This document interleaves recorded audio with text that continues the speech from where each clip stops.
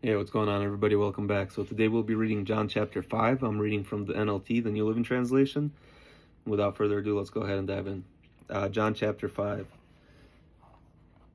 Jesus heals a lame man. After Jesus returned to Jerusalem for one of the Jewish holy days, inside the city near the sheep gate was a pool of Bethesda with 5 covered porches. Crowds of sick people, blind, lame, or paralyzed, lay on the porches. One of the men lying there had been sick for 38 years. When Jesus saw him and knew how long he had been ill, he asked him, "Would you like to get well?" "I can't, sir," the sick man said, "for I have no one to help me into the pool when the water is stirred up. While I am trying to get there, someone else always gets in ahead of me." Jesus told him, "Stand up, pick up your sleeping mat, and walk." So the thing about this pool here is that people believe that it had some special healing properties or healing miraculous type of healing. So when the water would stir up, kind of like a geyser where it would bubble up from underneath the earth, right? The first person to get into that, like bubbling and things of that nature, would be healed. So this man has been there, it says that he's been sick for 38 years. However, we don't know how long he has been at that pool. And since he was it doesn't say exactly what was wrong with him, but we would assume that he's been very sick, right? Either paralyzed or something like that. Especially if he couldn't walk, I would assume probably paralyzed, because Jesus told him, "Stand up, pick up your mat, and walk." Right? So due to that, he was never able to get into the pool.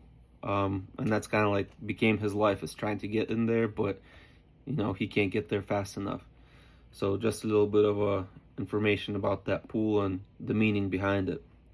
So instantly the man was healed. He rolled up the mat and began walking. But this miracle happened on Sabbath day. Remember, Sabbath is a holy day of rest. So the Jewish leaders objected. They said to the man who was cured, "You can't work on the Sabbath. It's illegal to carry that sleeping mat." He replied, "The man who had healed me said to me, 'Pick up your sleeping mat and walk.'" "Who said such a thing as that?" they demanded. The man didn't know, for Jesus had disappeared into the crowd. But afterwards Jesus found him in a temple and told him, "Now you are well, so stop sinning, and something even worse may happen to you." Then the man went to find the Jewish leaders and told them it was Jesus who had healed him. So you can see here, these Pharisees are so um, over prioritizing the rules rather than the miraculous signs that are happening, right? They see that this man just got cured, but they're like, wait, you're carrying a sleeping mat. You can't be doing that. It's a Sabbath day, right? So they're too focused on the rules and the regulations and traditions and things of that nature than to actually see the miraculous sign, realize that the Messiah is here, and, follow him.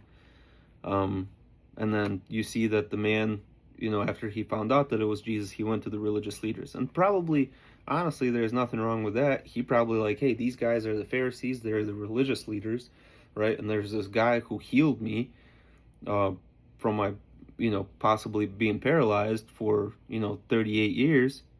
Of course, I'm going to go tell them about him, right? Maybe they can go talk to him and, learn from him and stuff like that. However, that's not how the Pharisees saw it, right? So the Jewish leaders began harassing Jesus for breaking the Sabbath rules. But Jesus replied, "My Father never stops working, so why should I?" So the Jewish leaders tried all the more to kill him. In addition to disobeying the Sabbath rules, he had spoken of God as his Father, thereby making himself equal to God. Jesus replied, "I assure you, the Son can do nothing by himself. He does only what he sees the Father doing. Whatever the Father does, the Son also does. For the Father loves the Son and tells him everything he is doing, and the Son will do far greater things than healing this man. You will be astonished at what he does. He will even rise from the dead anyone he wants to, just as the Father does. And the Father leaves all judgment to his Son." All judgment to his Son, so that everyone will honor the Son, just as they honor the Father. But if you refuse to honor the Son, then you're certainly not honoring the Father who sent him. I assure you, those who listen to my message and believe in God who sent me have eternal life. They will never be condemned for their sins, but they have already passed from death into life. And I assure you that the time is coming, in fact it is here, when the dead will hear my voice, the voice of the Son of God, and those who listen will live. The Father has life in himself, and he has granted his Son to have life in himself. And he has given him authority to judge all mankind, because he is the Son of Man. So I'm going to pause there for a second. The thing is, we're all going to be judged, right? Regardless of what sin, nobody is free of sin. Everybody is guilty of sin. And the punishment for sin is death. Whether you told a little white lie, or whether you're out there doing adulterous things, or you're a murderer, or whatever. Every single sin is punishable by death. We cannot have any sort of blemishing in our lives when we go in front of the judge, right? In front of the Father. We cannot have anything that is tied in with sin to go to heaven. So how do we get rid of that? It's through Jesus Christ. Jesus Christ is the one that's going to be cleanse us. He's the one that died on the cross for us. And what kind of, once I read this a while back, it hit me so hard, right? And it says that he gave him authority to judge all mankind, because he is the Son of Man. So yes, the Father, he is the Father. He created everything with, obviously with Jesus, right? And with the Holy Spirit. He created the whole entire world and everybody in it. And he understands us. However, it is Jesus Christ, the one who came to be God in flesh, that the Father gave him authority to judge all mankind. So Jesus went through our, fleshy meat and bone suits,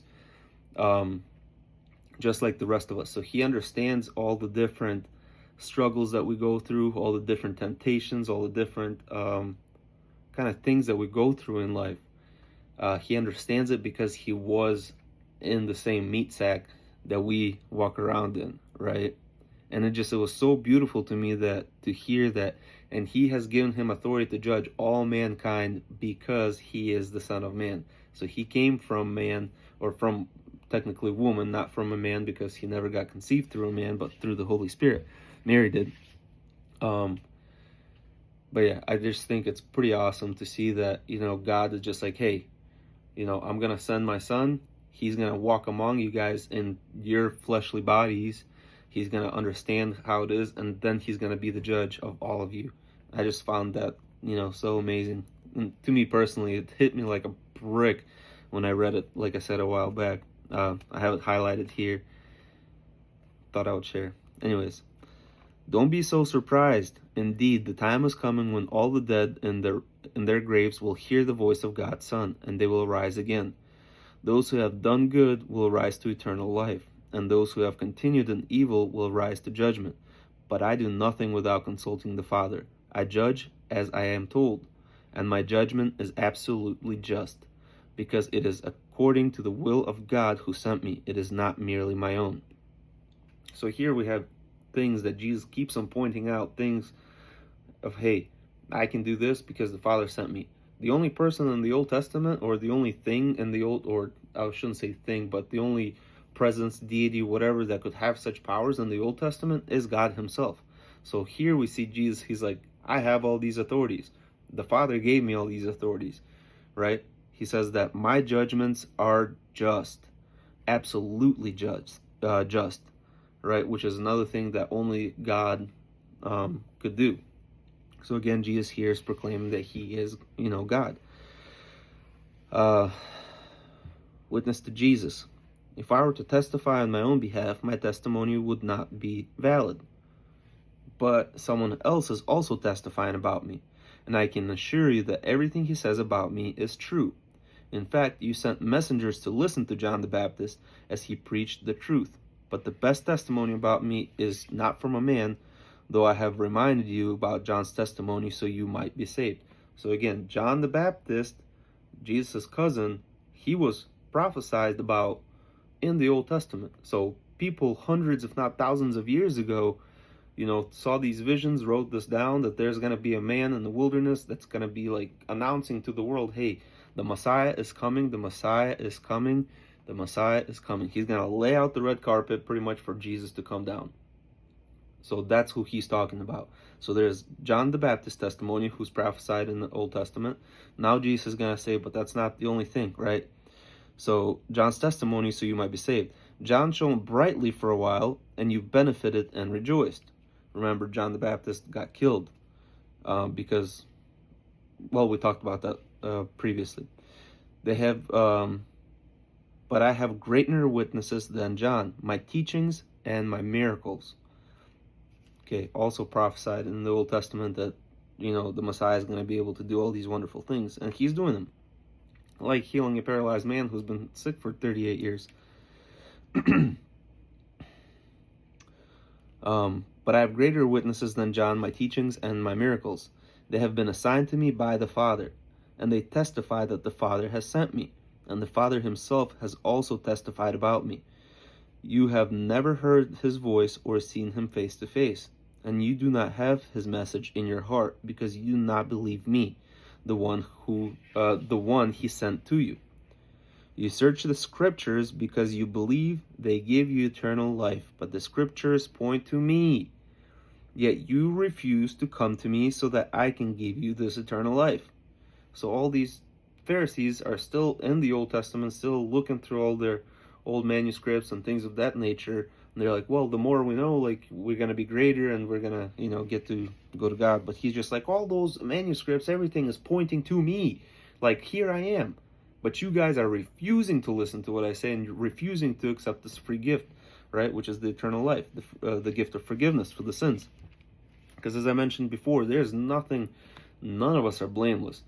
That's why they had to kill an innocent animal, and it had to be a flawless animal without any blemishes or anything like that. It couldn't have been yoked to anything. It couldn't have been worked. It couldn't have done pretty much anything, right? It had to be a very specific animal that had to be sacrificed all the time, like once a year, I believe, for a sin offering, or whenever any big sin got committed. It had to be sacrificed on the behalf of the person. That way, something had to die in order for your sins to be forgiven. So we are not blameless. And here we have Jesus that came down himself, and he himself died for us so that our sins may be forgiven, right? We no longer have to go sacrifice and things of that nature. Jesus was the final sacrifice. Again, you search the scriptures because you believe they give you eternal life, but the scriptures point to me. Yet you refuse to come to me so that I can give you this eternal life. Your approval or disapproval means nothing to me, because I know you don't have God's love within you. For I have come to you representing my Father, and you refuse to welcome me, even though you readily accept others who represent only themselves, right? Which is like the other Pharisees and things of that nature, who try their best, and they want to be at the center of the table. They want everybody to notice them when they're walking down the street, and when they're praying, they want everybody to see that they're praying out loud in the corner of the street somewhere, and things of that nature, right? So they're all full of themselves. So Jesus is saying, like, you accept those people, but you say you believe in God, but the person that God sent, me, you guys are refusing. No wonder you can't believe. For you gladly honor each other, but you don't care about the honor that comes from God alone. Yet it is not I who will accuse you of this before the Father. Moses will accuse you. Yes, Moses, on whom you set your hopes. But if you had believed Moses, you would have believed me, because he wrote about me. And since you don't believe what he wrote, how will you believe what I say?